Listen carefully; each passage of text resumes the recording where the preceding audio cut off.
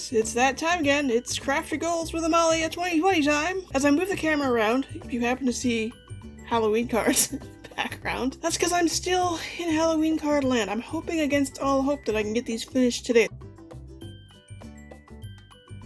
They're all assembled, like all the card fronts are on the bases, they just need embellishment. So if you see little glimpses of orange and black while I'm filming, that's what that is. I've already decided I'm totally going to rework this tracker in a variety of different ways next year. To say this year with this collab has been a learning process is an understatement. So as far as stuff I used up, I didn't actually use up anything that's on this page, as you may be able to tell there.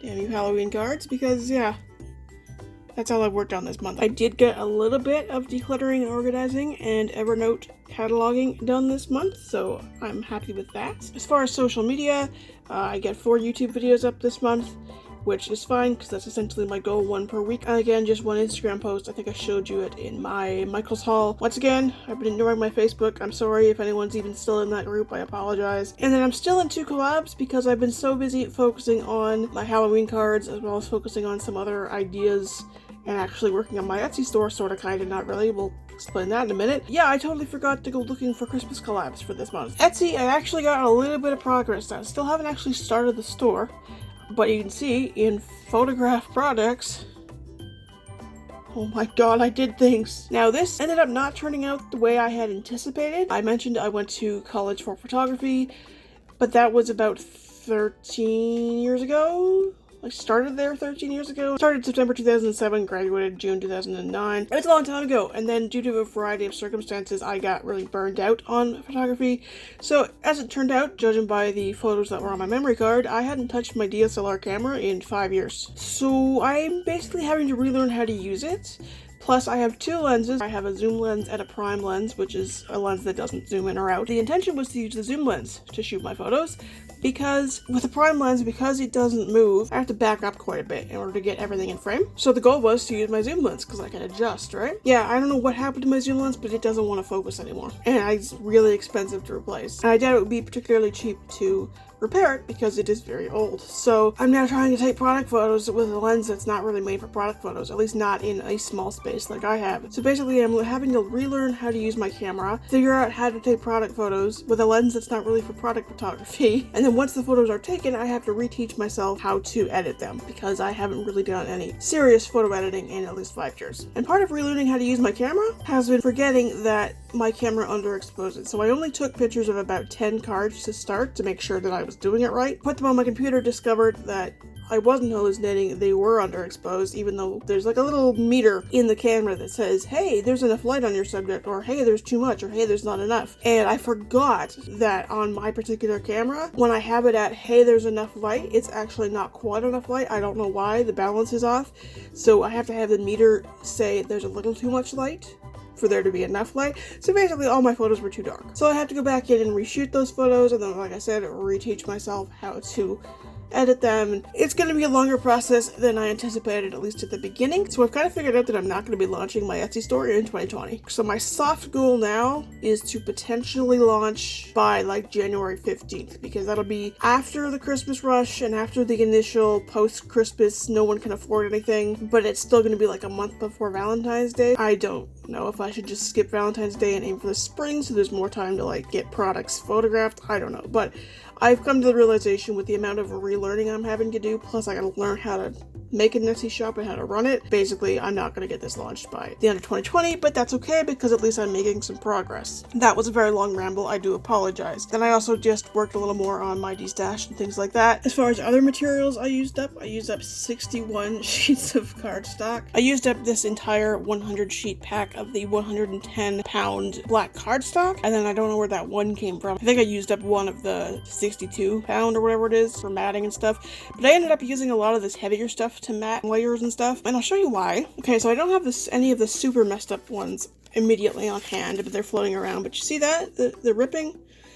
Yeah, as much as I love the sturdiness of this cardstock, and I'm still used to making cards with it now, that when I go back to look at my cards that are made with the 62 pound, they're like so flimsy to me, I can't believe it's considered cardstock, and I don't know what I'm going to do like not making cards with this. I have a whole bunch of white and cream cardstock in this weight. And I don't know if it's just the black that's like this, because I don't recall having this issue with the white, but like this thing. This is because I went to lay down a card front and it went down crooked and it had barely even touched this. And when I pulled it up, it ripped it, and it ripped it to a point that I couldn't cover it back up. So this whole card base has now been wasted, so now it's scrap to use for layering and so on. And like typically, especially with when you're just using the ATG tape, if you put your layer down wrong and you just take some dental floss, you can slide the dental floss underneath the base, and then it'll break the seal of the glue and you can pull it back up and reposition it. But for whatever reason, and again, I don't know if it's just the black, but I wasted so many pieces. Now I do have some that are still cut as card bases because I ended up cutting what was left of the paper into card bases to have extras for when this happened. Now I have had to go into a few, but I've also got a handful that are still cut and scored but not folded, so they're just going to go in my cardstock bin. And then they're basically just pre-made card bases for later. So yeah, I really like the sturdiness of this cardstock, but I hate how this looks. And then the other issue I was having on and off, this thing, see that?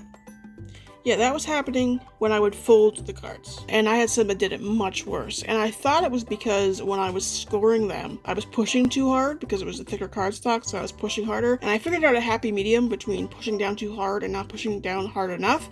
But even then, sometimes when I would fold them, they would do this. So that's another thing. Again, love the thickness, hate how surprisingly fragile it is when you use it to make cards. When it's cardstock. Again, with being terrible with social media, did a little bit of mess organizing, used up 7 things of adhesive and 1 pack of blades. And in the more detailed listing of what I have used up, like I said, I'm going to very much revamp how I do this next year. But you can see here, it was just 1 Fisher's blade, 1 roll of 1/4-inch score tape.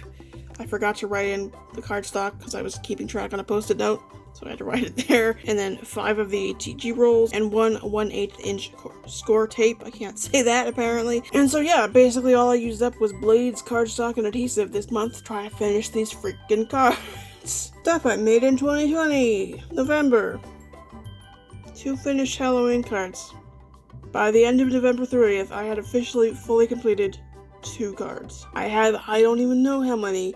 But like I said, they've all got the card fronts put on bases, and they literally just need embellishments.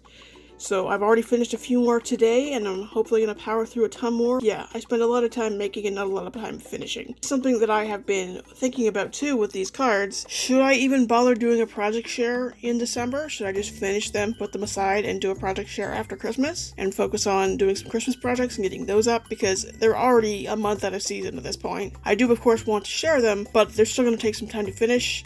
And see, the reason I haven't started on my Christmas projects yet is I have no space. I have no space to do more than 1 season at a time. I can only pull out what I'm going to work with. So I can't even like finish the Halloween cards and also start Christmas stuff. So you guys let me know what you think. Should I just finish these and then put them aside and then do a project share later? Although I will say one thing that has come out of this process is I have reevaluated what I'm doing with scraps. I've come to realize that basically if I can't quickly put cards together with the scraps I have, they're going to go into my scrapbook, which is a literal scrapbook that holds my scraps, and I will come back to them at a later date. Because this is ridiculous, and I don't ever want to be in this situation again. And then crafty spending, I guess I did spend as much as I thought I did. It feels like I spent more, because I spent a lot of money this month, but evidently a lot of it wasn't on craft supplies. So there was my Michael's order at the start of the month, when I got Christmas stuff, the stuff that I still can't reveal, and the guillotine. That was $93.84 in total. And then my scrapbook.com order on the 8th, which was the Echo Park 6x8 album, the 6x8 inserts, and the 1/4-inch tape, the 6 rolls.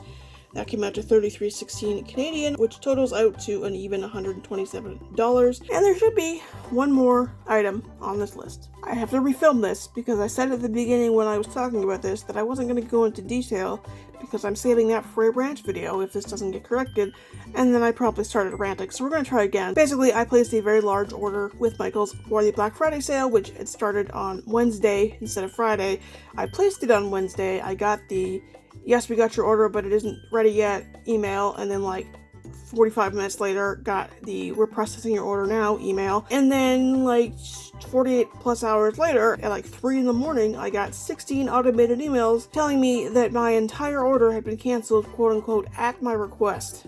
Yeah, so I've been going back and forth with both Michaels via email and via Twitter, because after I got these emails, I sent an angry email and an angry tweet. So I've been going back and forth with them, trying to get this rectified. It still hasn't been fixed as of this filming. I am not impressed and really don't want to spend money with Michaels for quite a while, if I can help it. Yeah, you might be getting more of a rant on this in a separate video.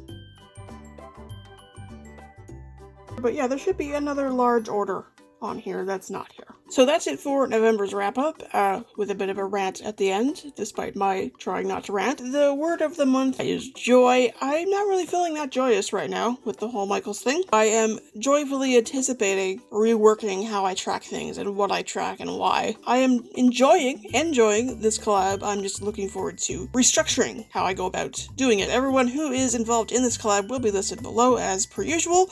Please go check them out. They are all great. They're all making great progress as well. They all make awesome projects. Some of them make projects that are far more detailed and elaborate than I could possibly do in the same amount of time. As you can tell, if you enjoyed this video, please give it a big thumbs up, please give it a share, subscribe to my channel if you haven't already, and click the little bell in the corner to be notified when I next upload a video. I will see you in the next one. Let me know if you want it to be this or something else.